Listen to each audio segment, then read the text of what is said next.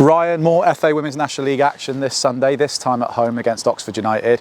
Before we get into that, I thought we'd talk a little bit about the previous game when we managed to come away with a fantastic win away from home. Is there anything to add about that Cheltenham result? I thought we executed the game plan, dealt with the conditions really well, so credit goes to all the players on the day, and like I say, really important 3 points at the right time of the season, so it opens up a bit of a gap between us and the relegation line, and we can start looking at the teams above us and trying to close that gap. How confident are you ahead of this weekend that you can almost repeat that performance and go again and show that character, whether the conditions aren't great or the game's not going as well as you planned? Yeah, like we say, we know it's not going to be an easy game this weekend. Oxford are a very good side. I think they've been on a really good run since we knocked them out of the FA Cup, and they're going to want to seek revenge for that defeat. So, going to expect another tight and hard-fought contest against Oxford. And we're going to have to bring our best game to come away with anything, and like you say, we've got confidence in this squad. A few players coming back in who weren't available last weekend for injuries and unavailability, but yeah, so we'll go in full of confidence that we can get the job done again. This will be the third time that you faced Oxford, although one of them obviously being in the FA Cup where you knocked them out. The first time you played them, your game plan essentially got thrown out the window and you didn't really get the opportunity to be able to play them and figure out how you can compete against them. You managed to get that chance in the FA Cup.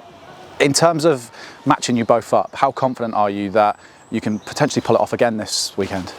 Well, like you say, like I've just alluded to, if we play as well as we can match anyone in this league. But also, if we look at Oxford, they lost to us in the FA Cup and then went and beat Billericay 8-0. So to beat anyone in this league 8-0 show signs of a good team, and I think their new manager's come in, he's settled into the role now. I think they're obviously understanding a bit more of how they want to play and the style they want to play. So they've got some threats, which we know obviously quite freshly because of the FA Cup game. So expect a bit more of the same sort of similar game. Oxford are good with the ball.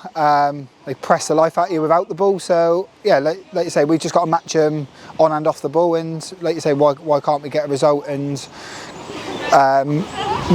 match what we did in the FA Cup really?